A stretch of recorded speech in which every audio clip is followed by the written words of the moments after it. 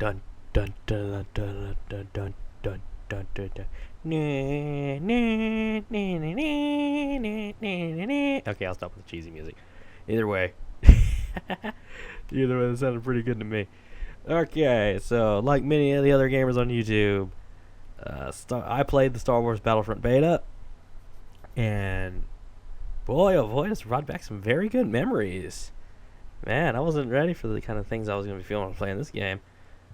So, the first thing that came to my mind was on the original Xbox. Yes, I have to call it the original Xbox. You can't call it the Xbox One because then you get confused with the new one. On the original Xbox, Battlefront 1 and 2, me and my friends used to play for days and days. And when I started playing Battlefront, and then if I call this Battlefront 3, it's because, well, that's how I think of it. I think of it as Battlefront 3. If I say Star Wars Battlefront, then it sounds like I'm talking about the original one. Who the hell is picking these names? Either way, we'll just move on with that. So, the glorious combat fighting Yetis on Hoth. I'm going to move away from thinking about, or at least trying to think about the old Star Wars Battlefront games and move on to what happened in this beta and if it was any good or not. And, of course, it was good. Basic elements of the shooter, and thank God they had the third person option, because without the third person option, this would feel really awkward to be playing in first person, at least for me.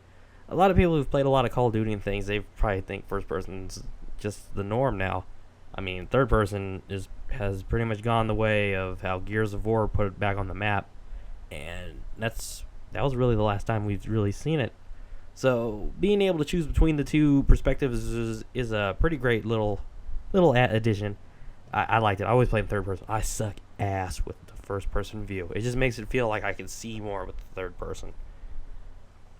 So basic information about the beta. The beta was 2 playlists for multiplayer, survival, and the 2 playlists were Walker Assault on Hoth and Drop Zone on Celeste. And then the survival mode was this thing. Survival is the easiest to explain because you fight off stormtroopers and you survive. That is what you do for 6 waves. It's not a complete survival thing.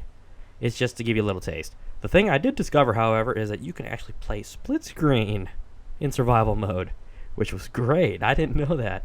I get a little giddy whenever there's split screen. Yes, I know split screen for most people is like, split screen. Another fucking, I don't need that shit. I do. I happen to like having split screen, so me and my friends have something to do instead of just, okay, pass the controller, I'm dead, your turn.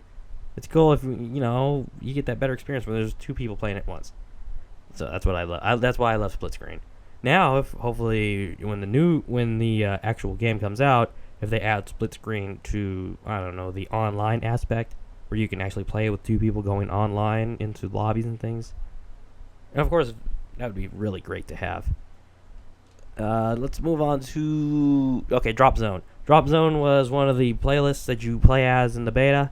What you're going to be playing at. That's where you're going to earn most of your points in the early times. Drop Zone is capture the objective, hold it, and then the pod opens up, and then you get special weapons. First to 5 wins, or if you have more pods captured than your opponent by the time the time runs out, you win.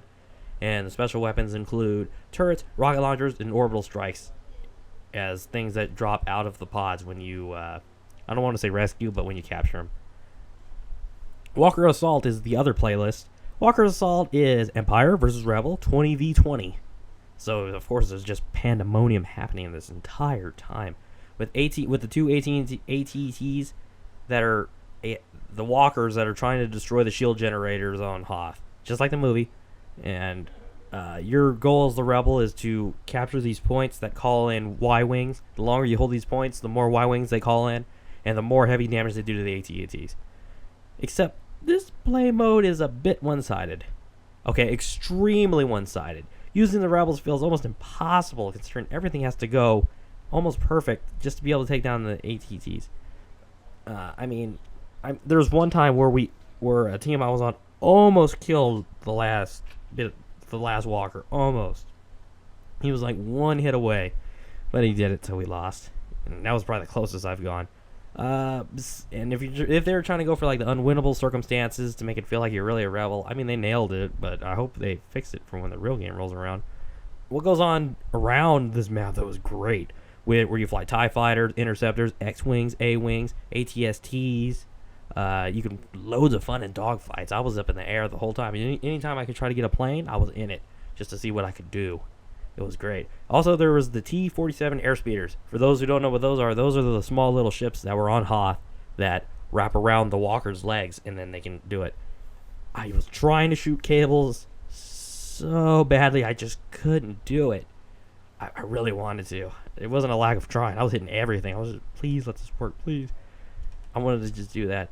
The most satisfying thing was probably using the heroes, Darth Vader, Luke Skywalker, and running around the field being all badass.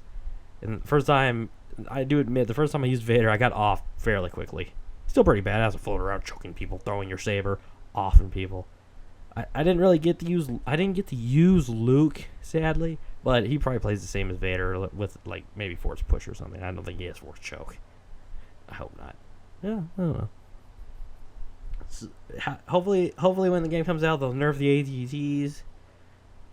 Or there's like this one discussion that's going around saying it would be cooler if they keep it this way, and then if the Rebels win, they get like 3 times the score and money and rewards for actually winning the mode.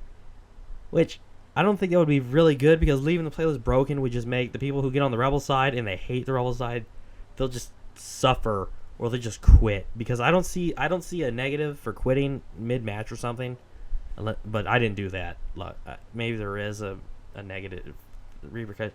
I mean, that was the whole bad part about Master Chief Collection, where it was like you can leave mid game and then you're not penalized, nothing. So hopefully they do put something to make anti-leaving thing. So let's see how this goes. Play modes and all that. So am I going to be purchasing Star Wars BattleFront after playing the beta? I don't know. Considering the month of November is just going to be packed with these big old games. Fallout 3 is coming out with Call of Duty Black Ops 3. Star Wars BattleFront happens to be wedged between those two. As that, I don't know, maybe wedged. Either way, they're all in about the same vacuum. Assassin's Creed comes out about a week before November, so I guess Assassin's Creed was trying to distance themselves from the gridlock that was going to happen in November. May the Force be strong with your wallets, young Padawans. That's all I can say for that part.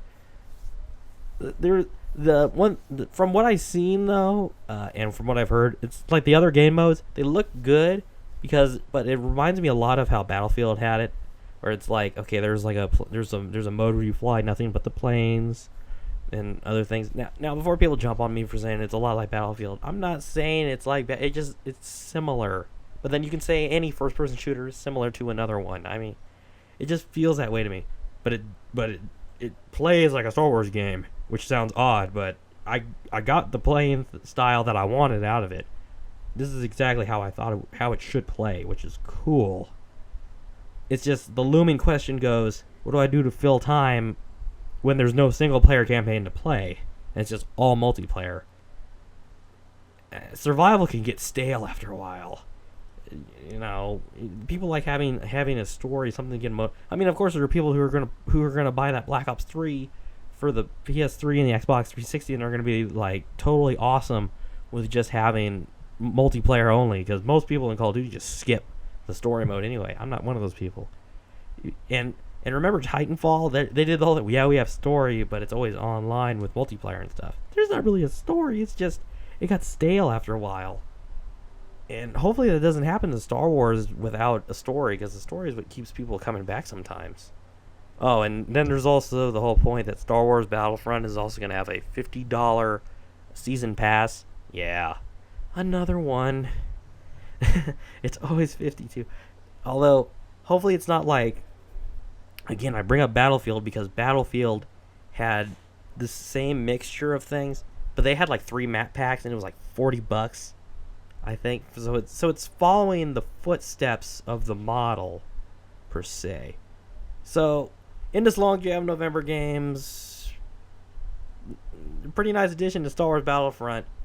Of course, the nostalgia is going to be pushing you to play this game, and it's probably more pleasurable for those who are returning players, and of course fans of Star Wars. Of course, the complaints are going to be, obviously, is the multiplayer experience gonna outweigh your no single player at all? it just becomes like that. So, what do you guys think? Do you think not having single player is going to take anything away from this game? Are you going to buy it, or are you going to like wait for what other review people say before you jump on it? Are you going to buy the season pass? Are you going to like say screw Star Wars? I'm going to buy Fallout or Call of Duty or any of the other possible games that are coming out? Yeah. So, what are your thoughts? What do you want to what do you think is going to happen with the game? Is it going to be a bore? Is it going to be a thumbs up? Will the Force be with it?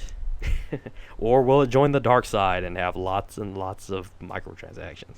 Hopefully it won't have that, or battle packs or anything. So, I am Easily Pleased 23. I want to thank you all for listening to my little spiel here. And like, comment, subscribe, share with everybody out. Help me out. Say hi. Follow me on Twitter. Say on all sorts of other things. Comment below. Later, everybody, and may the Force be with you, and may your wallet survive this November.